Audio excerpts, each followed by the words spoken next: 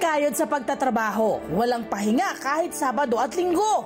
Magtitipid, mag-iipon, manghihiram kung kinakailangan. Basta mapag-aral at masustentuhan ang mga anak, lahat gagawin ni Nanay Nenita Valera. Kahit maagang nabiyuda, hindi ito naging hadlang para mabigyan ng magandang buhay ang kanyang pamilya. Isang tunay na supermom. Yan ang kwentong kabarangay ni Nanay Nenita Valera.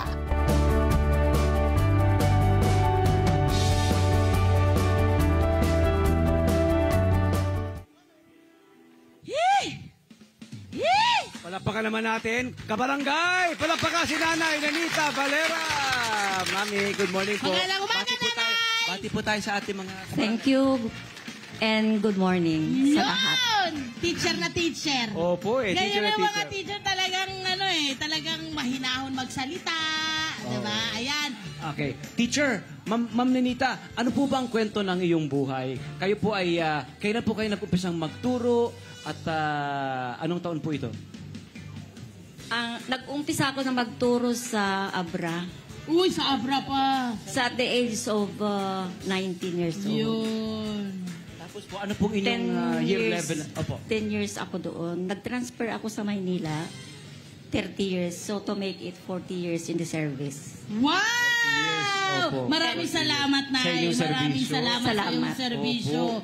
Grabe. Tsaka 41 to be exact. Kasi sa masteral degree ko sa... Ay, meron ka pa. Oo. Sa Baguio. Oh, Yan. napaka-prolific at Yes.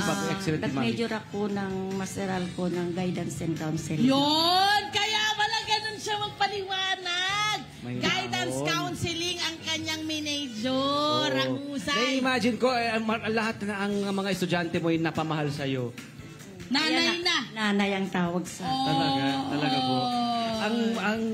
Mga kabarangay, ang kwento ni Nanay ay hindi lang nagtatapos dyan. Sa kanyang bahay, ang kanyang mister ay naging katuwang niyo po sa lahat, ano po, hanggang siya po ay nagkaroon ng multi-organ failure. Maaari niyo po bang ikwento? Nilihim daw po niya ito para hindi po kayo, nung kayo nagbubuntis? Opo. Alam ko na may sakit nung bago kami nag-asawa, yung enlargement of the heart. Nawala na yun, hindi naman niya pinakita na bigla na lang. Kasi noon, nung nagtrabaho sa MWSS, Okay na po. privatize, napunta sa MWC. Opo. Ngayon, hindi yung palaging may ginagawa na plano at saka na-privatize yun. Kaya nga busy talaga.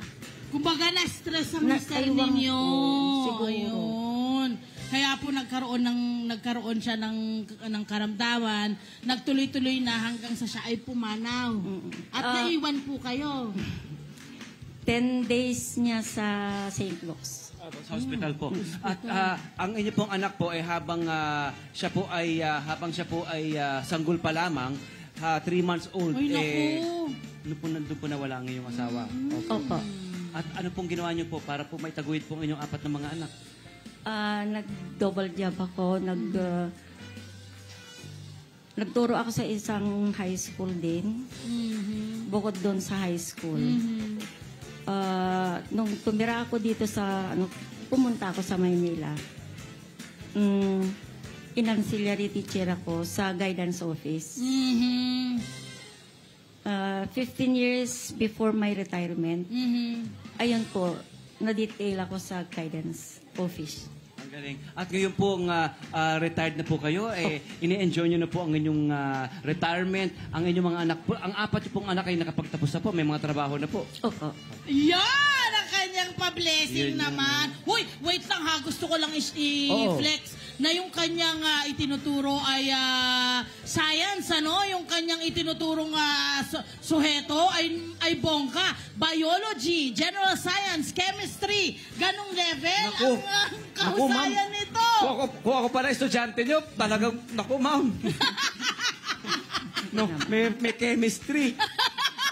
Ma'am, 1S2. Mahirap yung mga subjects na yun, ha? Opo, Galing nga. 1S2, 2S, 2P, 3P, 3... Ma'am, di ko pa ma-memorize po yung...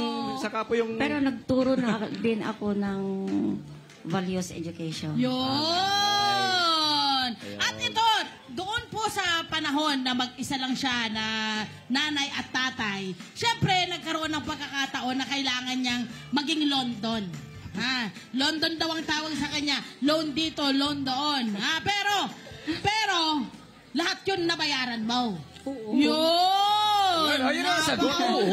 Yan mo, proud na proud, no? Yung hindi matatakot, maski makita ngayon sa telebisyon, hindi siya hapulin. Alam mo yun, my friend? Oo, dahil nabayaran. Importante talaga.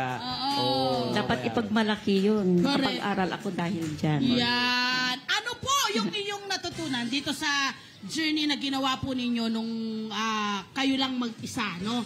Ano po yung natutunan nyo sa sarili nyo? Ano yung nakita nyo sa sarili nyo noong mga panahon na yun? Naging matatag ako. Yes. Oo. Paano yung mga anak ho ninyo? Paano ang naging guidance ho ninyo? Mahirap po kasi mag-isa lang eh.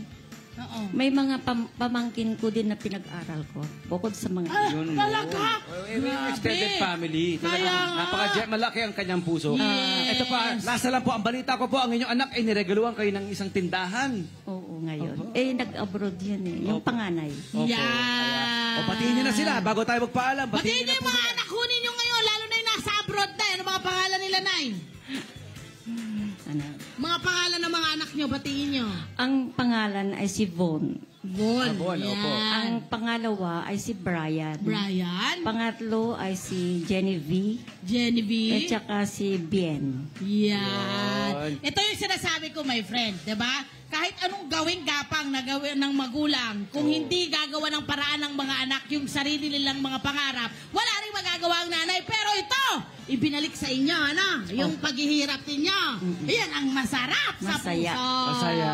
Palakpakan natin, Nanay Nanita Valera, Kabarangay. Hey, louder!